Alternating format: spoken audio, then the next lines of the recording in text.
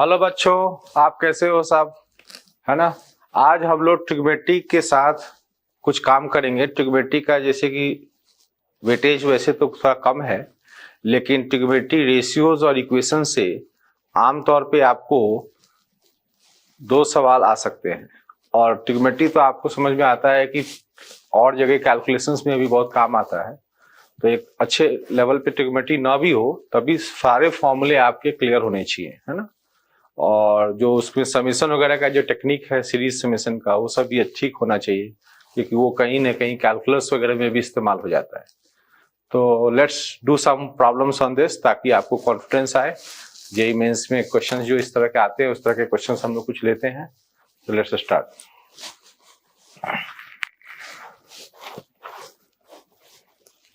Find the smallest positive x satisfying this equation। Now आपको जैसे कि कई फॉर्मूले आपके पास होंगे, उसमें से एक फॉर्मूला आपने देखा होगा जिसमें इस तरह का आपने देखा होगा tan theta tan 60 degree minus theta tan 60 degree plus theta कितना होता है बच्चों? ये tan 3 थीटा होता है ना। आपको इस तरह का साइन में भी और कॉस में भी याद करना चाहिए, है ना।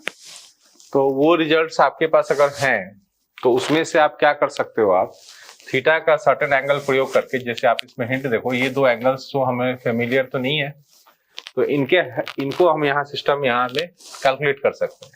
तो अगर मैं इसमें थीटा 10 डिग्री डालूं तो मैं यहाँ पे tan 10 degree tan 50 degree tan 70 degree को मैं निकाल सकता हूँ tan 30 degree. tan 30 degree not a problem, tan 70 एक नया एंटिटी आ गया, कोई बात नहीं। अगर हम लोग यहाँ पे cot 30 को तो जानते ही है ना, तो इसी से रिप्लेस करते हैं हम लोग, है ना। तो tan 10 और tan 30 की वैल्यू को वहां रिप्लेस करते हैं उस इक्वेशन में, क्योंकि ये तो ऑलवेज ट्रू है। तो आपको क्या मिलेगा? tan 30 upon tan 70। मैं उस इक्वेशन में जा रहा हूँ, ठीक है। From the equation I am picking up. तो tan 30 बाई tan 70 हो गया, और साथ में tan 70 यहाँ सॉरी cot 30, मैंने इन दोनों को रिप्लेस किया वहां पे। तो cot 30 degree is equal to cot x आ रहा है, ठीक है। तो आप यहाँ देख सकते हो कि tan 30 और cot 30 तो कट के 1 हो जाएगा।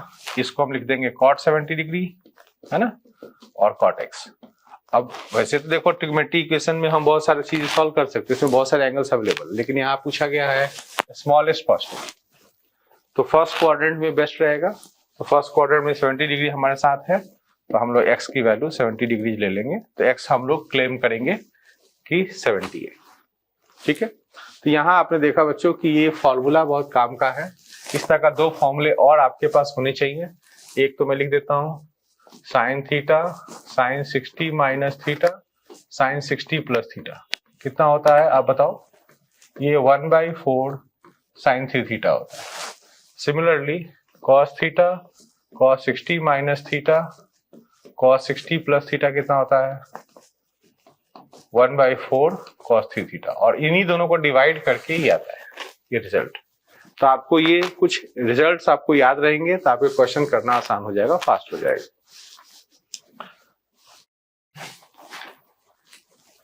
Now, if the product this is equal to 1/2 power n, find the value of n। Now, ये जो एंगल्स हैं, ये एंगल्स को कैसे हम लोग मैनेज करेंगे? ये तो अच्छे एंगल्स तो नहीं है ये। नाउ इसमें हम लोग काम कर सकते हैं कि इसमें बीच में गैप आ रहा है, 2 डिग्री 4 डिग्री का गैप आ रहा है, तो उसको हम लोग कंटिन्यूसली फिल कर देते हैं। तो सपोज करो इसी एक्सप्रेशन को मैं sine 2 degree sine 3 degree sine 4 degree सब लिख दूं लगातार टिल साइन 88 डिग्री, है ना। 88 डिग्री तक मैं एक्स्ट्रा भर रहा हूं, साइन 89 डिग्री लास्ट हो जाएगा।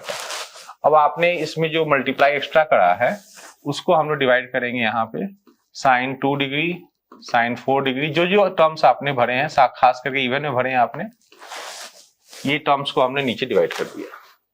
Now what is the next plan? Plan ये है कि जैसे कि साइन 89 डिग्री यहाँ आप देखो कैसा होता है। साइन 89 डिग्री को 90 माइनस 1 डिग्री लिख करके आप उसको cos 1 डिग्री लिख सकते हो। तो उस तरह से हम पेयर बनाएंगे, sine 1 degree cos 1 degree. cos 1 degree कहाँ से आया? साइन 89 डिग्री वैल्यू है। फिर साइन 2 डिग्री, है ना, उसके पहले ये साइन 88 है, वो भी बन जाएगा cos 2 डिग्री। तो cos 2 डिग्री। इस तरह से हम पेयर्स बनाएंगे, ठीक है। प्लान ये है कि sin 2 थीटा का जो फॉर्मूला होता है 2 sin थीटा cos थीटा, उसका हम यहाँ इस्तेमाल करें, राइट। तो आप देखो कितने पेयर्स बने होंगे। ऑब्वियसली इसमें देखो 89 टर्म्स थे, तो ये 44 पेयर्स बन जाएंगे ऐसे, ठीक है। और एक टर्म बच जाएगा बीच में, वो कौन सा बच जाएगा आप वो चेक करो, sin 45 डिग्री बच जाएगा अकेला, बीच में 45 डिग्री है ना, और डिवाइडेड बाई ऑल दिस।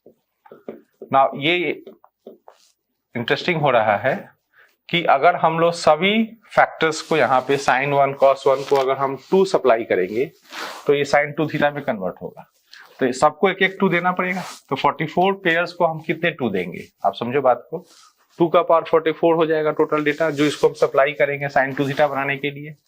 तो मैं इसको क्या करूंगा, 1/2 का पावर 44 लिखूंगा। क्या लिखा मैंने, 2 सब में एक एक डिस्ट्रीब्यूट किया, 1/2 का पावर 44 उसको बैलेंस किया, और साथ में जब ये 2 यहाँ आ गया, 2 sin 1 cos 1, तो ये कन्वर्ट हो गया sin 2 डिग्री। आपको समझ में आई बात। यहाँ पे जो 2 डाला था हमने, उससे sin 2 डिग्री बना, यहाँ एक 2 डालेंगे तो ये sin 4 डिग्री बन जाएगा, ठीक है। टिल द एंड यहाँ पे हम लोग क्या रखे होंगे, यहाँ पे 44 डिग्री वाला चल रहा होगा, तो 44 डिग्री वाला हो गया होगा sin 88 डिग्री डबल होकर के, और sin 45 की वैल्यू हम लोग 1/√2 कैलकुलेट कर लेंगे, divided by sin 2 sin 4 till sin 88। It is very interesting now कि जो सारे साइन के टर्म्स जो हमने नीचे एक्स्ट्रा लिए थे वो सब हमारे यहाँ से कट गए। नाउ हम लोग बच कितना गया डेटा, ये डेटा हमारा आ रहा है 1/2 के पावर में 44.5, ठीक है। तो अब पूछा ये गया है कि 2 का पावर n में कितना आएगा n, तो वही आएगा n इज इक्वल टू 44.5। तो यहाँ बेसिक आइडिया क्या निकला कि साइन के इस प्रोडक्ट में अगर हम लोग कॉस ले आए तो sin 2 थीटा का फॉर्मूला हम लोग यूज कर सकते हैं, और उसके बाद हम लोग को नीचे वही साइन आ गया तो कैंसिल हो गया, ठीक है।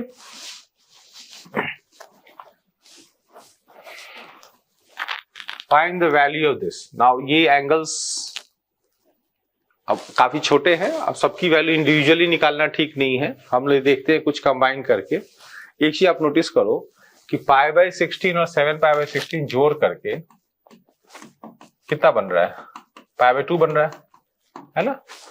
दैट मीन्स कि हम लोग इसको tan 7π/16 को लिख सकते हैं, हम लोग कितना लिख सकते हैं आप बताओ, π/2 माइनस करके इसको लिखेंगे अगर हम लोग π/2 माइनस दिस, तो कितना बन जाएगा, ये बन जाएगा cot π/16। Do get this. आप 7π/6 को लिख दिए π/2 माइनस π/16, तो tan π/2 माइनस π/16 बन जाएगा cot π/16। तो इसका मतलब हम लोग tan स्क्वायर π/16 और वहां पे cot स्क्वायर π/16 हम यूज करेंगे। तो एक जनरल फॉर्मूला मैं तैयार कर लेता हूं पहले, ताकि उसके बाद हम लोग कैलकुलेट करेंगे कि tan square theta plus cot square theta को हम लोग कैसे सिंप्लीफाई करेंगे। कहां से आ रहा है ये चीजें, इसके और इसके कॉम्बिनेशन से आ रहा है, और एक बार और आएगा ये 3π/16 और 5π/16 में भी यही सेम प्रोसीजर होगा। तो आप एक काम करें, दोनों को अलग अलग बार बार कैलकुलेट करने से अच्छा एक सिंगल फॉर्मूला बना लेते हैं। तो हम लोग a square plus B square क्या लिखते हैं, a plus B whole square minus 2 times A B, वो tan और cot मल्टीप्लाई होकर 1 हो जाएंगे, ठीक है। अब देखो आप ये कितना आया, एलसीएम ले लो साइन कॉस में, तो ऊपर sine square plus cos square आ गया जो कि 1 होता है, और नीचे आ गया साइन थीटा कॉस थीटा। आप साइन कॉस में एलसीएम ले लो, है ना। उसके बाद एक काम और करेंगे हम लोग इसके नेक्स्ट स्टेप पे कि एक 2 यहाँ मल्टीप्लाई कर दूंगा मैं ऊपर और नीचे, ठीक है। उससे क्या होगा, ये 4/sin स्क्वायर 2 थीटा बन जाएगा। मैं चाह रहा हूं इस एंगल को बड़ा करना, मतलब मल्टीपल में बड़ा करना, ताकि ये हमें छोटे एंगल के साथ tan कैलकुलेट करना ना पड़े। That is the plan. अब ये भी इसका स्कोप है, आप जानते हो कोई फॉर्मूला कि sin स्क्वायर 2 थीटा को क्या लिख सकते हैं, 1 माइनस cos 2 थीटा बाई 2 लिख सकते हैं। तो यहाँ पे 2 तो पहले से है, तो ये 8/1 माइनस cos 4 थीटा हो जाएगा, और इससे बढ़िया लाभ मिलेगा हम लोगों को जब एंगल्स 4 टाइम्स हो जाएगा, ठीक है। तो चलो अपने एक्सप्रेशन में चलते हैं। हमारे पास ये और ये मिलाकर क्या था, tan square π/16 plus cot square π/16, पहला और आखिरी टर्म एक ग्रुप बन गया ये, प्लस मिडिल 2 टर्म्स को भी ऐसे करेंगे हम लोग, 3π/16 प्लस कॉट स्क्वायर 3π/16 इसको लिखेंगे हम लोग ऐसे ग्रुप बना करके, ठीक है। अब इस फॉर्मूले को हम लोग रेडीमेड यहां से लगाएंगे, तो कितना हो जाएगा ये 8/1 माइनस कॉस 4 टाइम्स कर ले तो कॉस π/4 माइनस 2, ये कितना बन जाएगा 8/1 माइनस कॉस 4 टाइम्स को करें तो 3π/4 माइनस 2, ठीक है।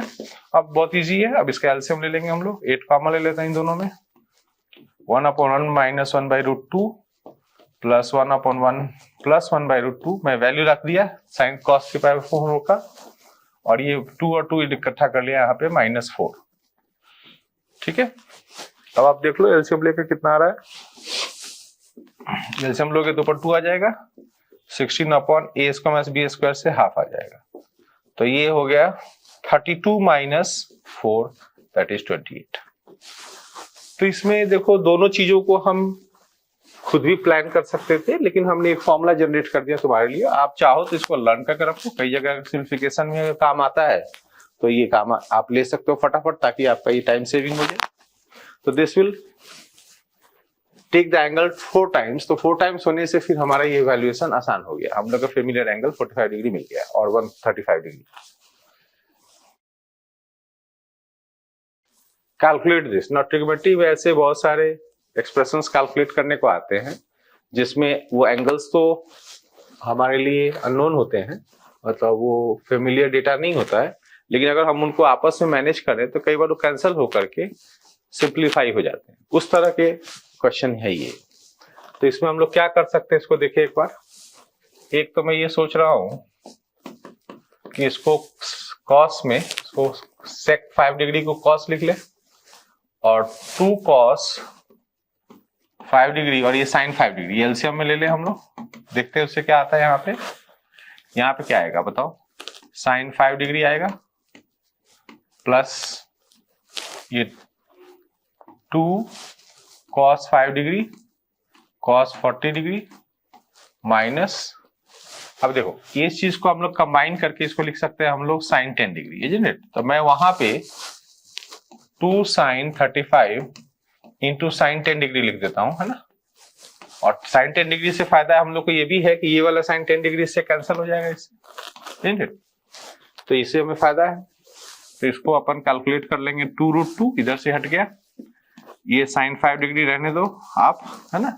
अब दो फॉर्मूले होते हैं, सम to product, product to some. तो यार देख रहे हो आप लोगों को प्रोडक्ट, तो प्रोडक्ट से सम में जाएंगे तो हो सकता है कुछ फेवरेबल एंगल मिले, 40 + 5, जैसे कि 45 अच्छा है हमारे लिए।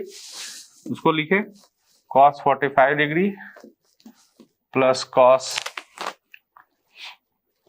35 डिग्री, राइट। ये मैंने अलग कर दिया, प्रोडक्ट टू सम में ले आए। यहाँ पे भी करते हैं हम लोग, यहाँ पे कितना आएगा माइनस में, ये cos a - b 25 degree minus cos a + b 45 degree, right. अब आगे बढ़ो आप, उसमें आप ये नोटिस करोगे कि ये cos 45 डिग्री ऐड हो गया, ये और ये ऐड हो गया, डबल हो गया, तो इसको इधर ले आए हम लोग 2√2। इसकी वैल्यू इवैल्यूएट कर देता हूँ, दोनों cos 45 डिग्री 1/√2 का डबल कर लेंगे तो √2 लिख देता हूँ मैं। साइन 5 डिग्री ठीक एंगल नहीं है हमारे लिए, तो हम लोग कोशिश करेंगे कि ये हट जाए यहाँ से कैसे भी। अब cos c और cos c - cos d का फॉर्मूला लगा देंगे, तो cos c - cos d के फॉर्मूला में क्या अपने को मिलेगा, 2 sine this plus this by 2, है ना, तो 30 डिग्री आ गया, और sine this minus this by 2 तो आ गया -5 डिग्री।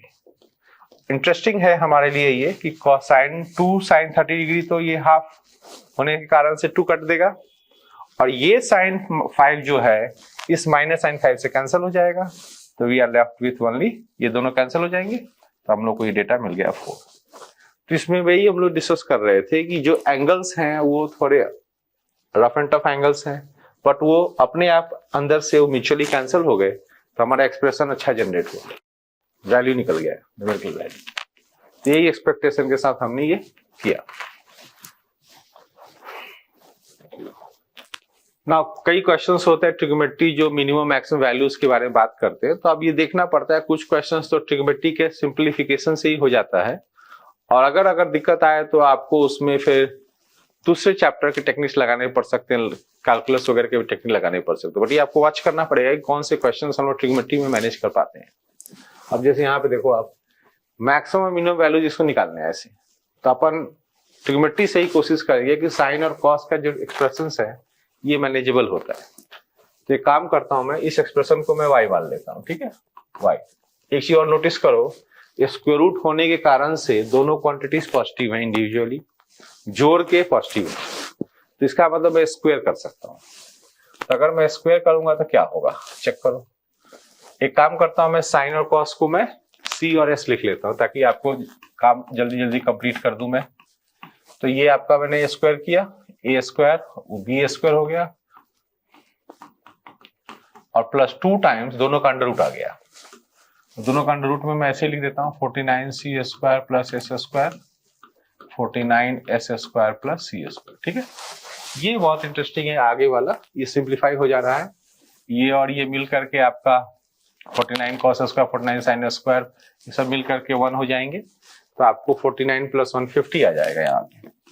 50 प्लस 2 टाइम्स इसको हम लोग ओपन करेंगे, इसको तो ओपन करेंगे तो 49 स्क्वायर एक टर्म आ रहा है, 49 square cos square sin square और एक और sin स्क्वायर cos स्क्वायर आ रहा है plus 1 sin square cos square आ रहा है ना। और उसके अलावा क्या टर्म्स आ रहे हैं, उसके अलावा आ रहे हैं 49 cos 4 प्लस sin 4। ठीक है, इस तरह का आ रहा है, आप देख लेना। अब ये देखो, इस नंबर को कैलकुलेट करो आप, तो ये तो रहने दो, अभी इसको तो आप कैलकुलेट करना। 49 स्क्वायर प्लस 1, इसको हम चाहेंगे कि इसको साइन कॉस में इसको भी स्क्वायर में चेंज कर ले, तो मैं अभी चेंज करता हूं, रुक जाओ। आप इसमें क्या करो, एक होल स्क्वायर बनाओ। cos 4 प्लस साइन 4 को क्या कर सकते हो, cos square plus sine square का होल स्क्वायर -1 -2 टाइम्स कर सकते हो। तो cos square plus sine square को मैं 1 लिख देता हूं, -2 times sine square cos square लिख देता हूं। ठीक है ना, इस तरह का। तो इसको आपको कैलकुलेट करने पे क्या आ रहा है, देखो आप 50 plus 2 times under root 49 plus 49 square plus 1 minus ये देखो कितना आ रहा है 98 साइन स्क्वायर कॉस स्क्वायर आ रहा है। ठीक है ना, अब साइन स्क्वायर कॉस स्क्वायर को भी हम चाहेंगे कंबाइन करना साइन 2 थीटा में, है ना। तो उसके लिए क्या करता हूं मैं, इसको 4 मल्टीप्लाई कर देता हूं इसके साथ और इसको 4 डिवाइड कर देता हूं। तो 4 मल्टीप्लाई कर देता हूं, 4 डिवाइड कर, उससे क्या होएगा, ये सिंपली आपको देखने को मिलेगा 49 प्लस साइन स्क्वायर कॉस का, ये तो साइन स्क्वायर 2 थीटा बन जाएगा। मैं अब 2 थीटा एक्सपेंड करके लिख देता हूं, साइन स्क्वायर 2 थीटा। और ये नंबर जो है ना, ये आप कैलकुलेट करोगे, समझ बात को। तो ये नंबर आप कैलकुलेट कर लेना, होपफुली ये नंबर जो है ना, मैं आपको बताता हूं कितना आएगा।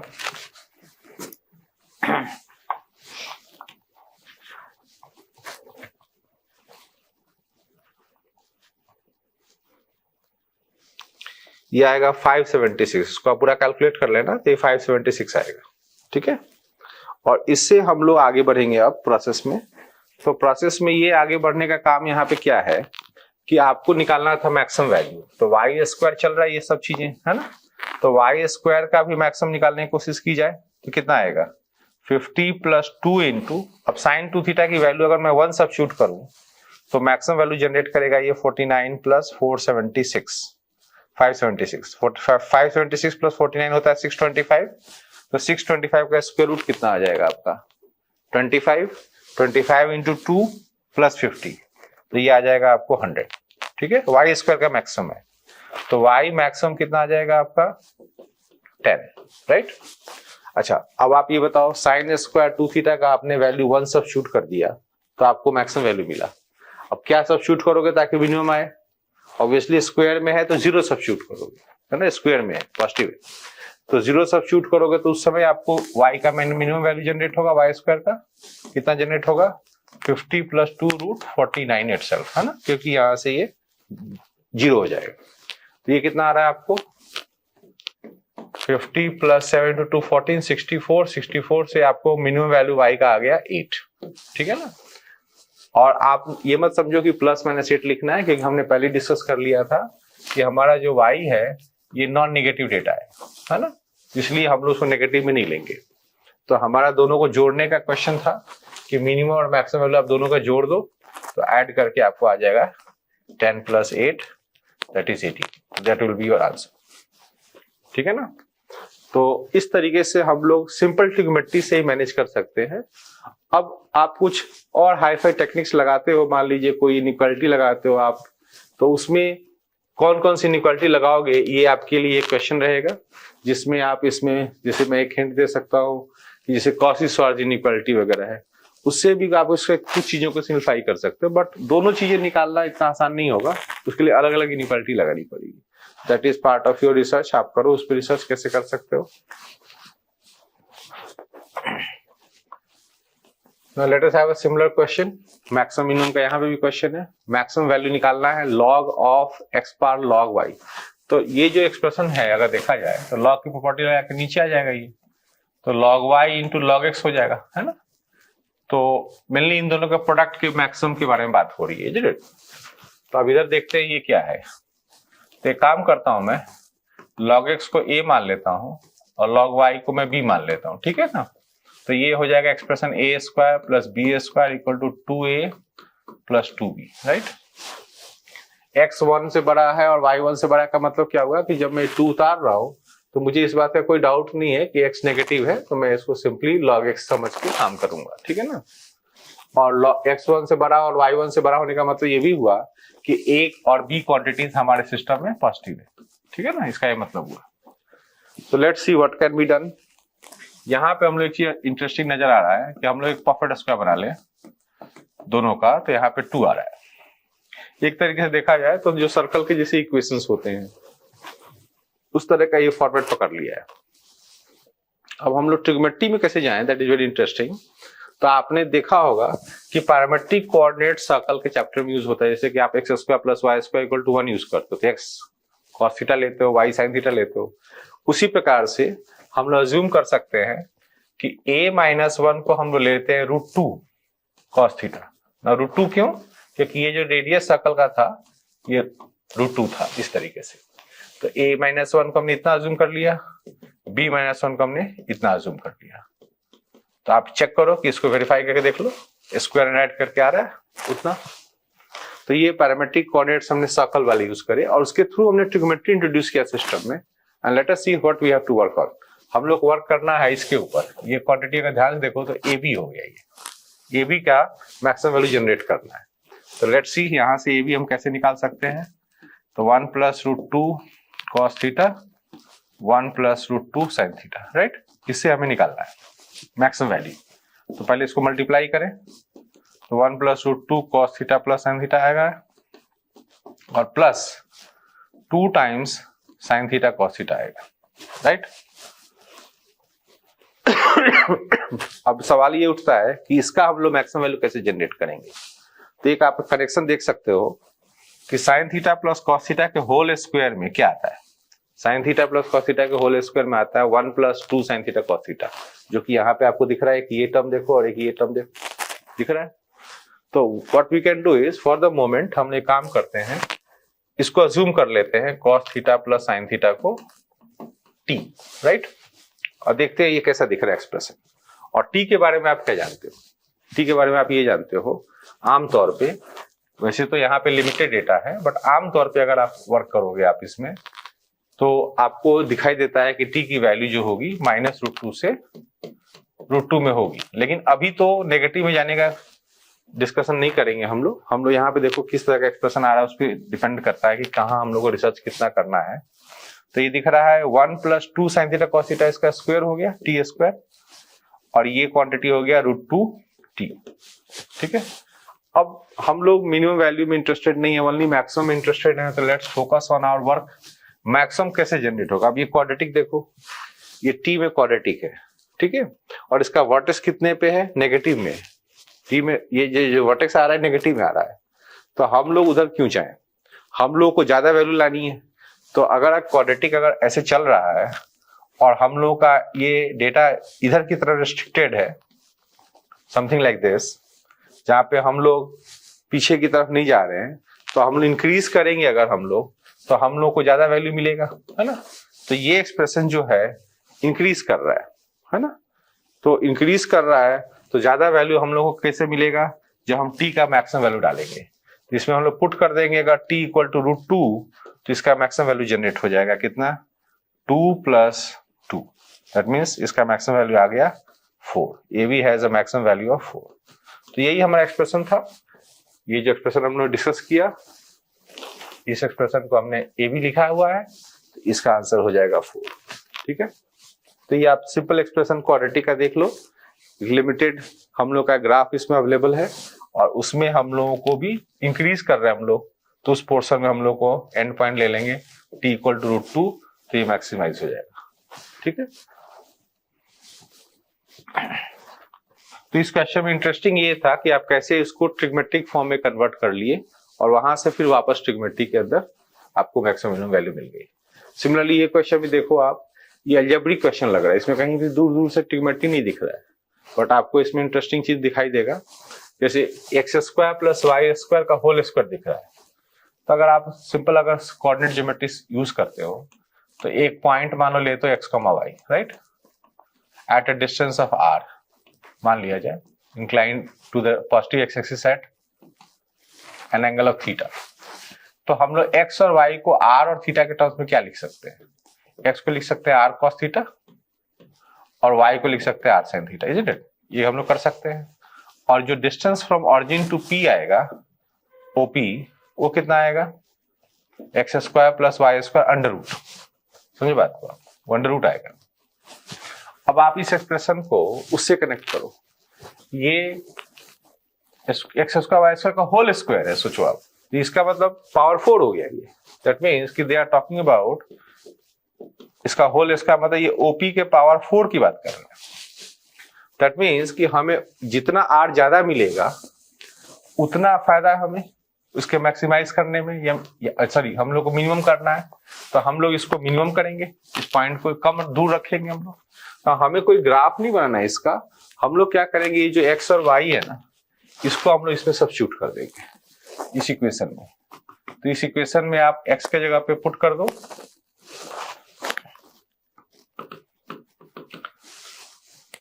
r cos थीटा और r sin थीटा, है ना, तो r² तो वैसे ही कॉमन आ जाएगा, cos² theta plus sin theta, cos theta आ जाएगा यहाँ से, और यहाँ पे sin² theta equal to 6। Quickly हम देख सकते हैं कि ये 6 अपॉन कितना बन जाएगा, ये cos² और sin² कन्वर्ट कर लो, cos 2 थीटा, और ये बन जाएगा sin 2 थीटा। ठीक है, ये हमने देखा। ना हम लोग को इंटरेस्ट है मिनिमम वैल्यू, तो हम लोग समझ पा रहे हैं कि अगर ये एक्सप्रेशन अपना मैक्सिमम वैल्यू लेगा, जो कि a² + b² रूट वाले टेक्निक से आप कितना पकड़ते हो, √2 पकड़ते हो, तो ये इसका अगर ज्यादा वैल्यू नीचे डाला जाए तो ये मिनिमम आएगा। तो r² का मिनिमम वैल्यू आएगा आपका 6/√2, है ना। और ये बेसिकली डेटा क्या है, ये r का पावर 4 है, ये r का पावर 4 है, ठीक है ना। तो आप इसको एक और स्क्वायर करो, तो r का पावर 4 का मिनिमम वैल्यू जनरेट होगा 36/2 विच इज इक्वल टू 18। तो आप ये कह सकते हो कि x² + y² का होल स्क्वायर का मिनिमम वैल्यू हम लोग को 18 मिला। और कब मिला, जब cos 2 theta plus sin 2 theta की वैल्यू हमने √2 लिया है ना। तो इस तरीके से आप देख सकते हो कि यहाँ पे आपको मिनिमम वैल्यू हमने जनरेट किया विद द हेल्प ऑफ ट्रिग्मेट्री। तो इसमें क्वेश्चन में लग रहा है अलजेब्रिक फॉर्मेट है, ये कर्व एक कोनिक सेक्शंस है, हमें उधर नहीं जाना है, नहीं हमें कोऑर्डिनेट ज्योमेट्री में जाना है, हमें इसको ट्रिग्मेट्रिक फॉर्म में कन्वर्ट करके, इसको हम लोग बोलते हैं पोलर कोऑर्डिनेट्स। तो आपने एक पोलर सब्स्टिट्यूशन किया है, r और थीटा दोनों वेरिएबल है, यहाँ पे सर्कल की तरह r फिक्स नहीं है, है ना।